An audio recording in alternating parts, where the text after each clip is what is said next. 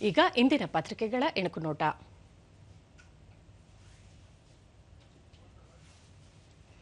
ಆಲಮಟ್ಟಿ ಅಣೆಕಟ್ಟು ಎತ್ತರ ಹೆಚ್ಚಳಕ್ಕೆ ಆಂಧ್ರಪ್ರದೇಶ ಸರ್ಕಾರ ಅಡ್ಡಗಾಲು, ಕೇಂದ್ರ ಸರ್ಕಾರ ಮಧ್ಯಪ್ರವೇಶಿಸಲಿ ಡಿಕೆ ಶಿವಕುಮಾರ್. ಸರ್ಕಾರಿ ಹುದ್ದೆ ನೇರ ನೇಮಕ ಶುರು, ಸರ್ಕಾರ ಸೂಚನೆ. 8,176 ಪೊಲೀಸ್ ಹುದ್ದೆ ಭರ್ತಿಗೆ ಚಾಲನೆ. ರಷ್ಯಾದಿಂದ 5 S-400 ಖರೀದಿಗೆ ಅನುಮೋದನೆ. ಇರಾನ್ ಅಮೆರಿಕ ಯುದ್ಧ ಬೆನ್ನಲ್ಲೇ ಭಾರತದ ರಕ್ಷಣಾ ಪಡೆಗಳಿಗೆ ಮತ್ತಷ್ಟು ಬಲ.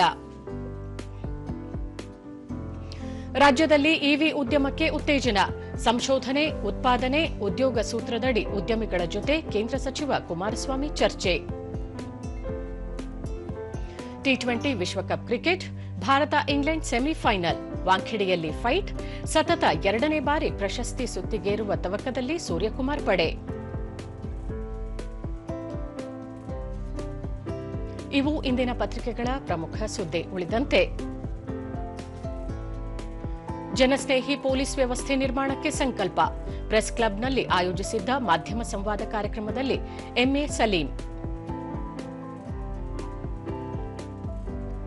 ವಾಣಿಜ್ಯ ವಿದ್ಯುತ್ ದರ ಹೆಚ್ಚಳ, 2025ರ ಆದೇಶ ಪರಿಷ್ಕರಣೆ, ಯೂನಿಟ್ಗೆ 10 ರಿಂದ 95 ಪೈಸೆ ಹೆಚ್ಚಳ.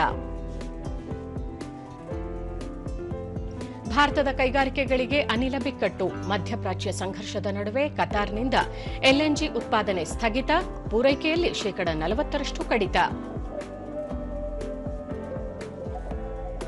ಬಿಎಡ್ ಕೋರ್ಸ್ಗೆ ವಿದ್ಯಾರ್ಥಿಗಳ ನಿರಾಸಕ್ತಿ, ಪ್ರಸಕ್ತ ವರ್ಷ 18,150 ಸರ್ಕಾರಿ ಕೋಟಾ ಸೀಟುಗಳ ಪೈಕಿ 79% ಮಾತ್ರ ಭರ್ತಿ. ಕೊಡಗಿನಲ್ಲಿ ಪ್ಲಾಂಟೇಷನ್ ವಾಕ್ ಟ್ರೆಂಡ್, ಕಾಫಿ ತೋಟಗಳಲ್ಲಿ ಸ್ವಚ್ಛಂದ ವಾತಾವರಣ, ಸ್ಥಳೀಯ ಸಂಸ್ಕೃತಿ, ಬೆಳೆಗಳ ಮಾಹಿತಿ, ಪ್ರವಾಸಿಗರ ಒಲವು.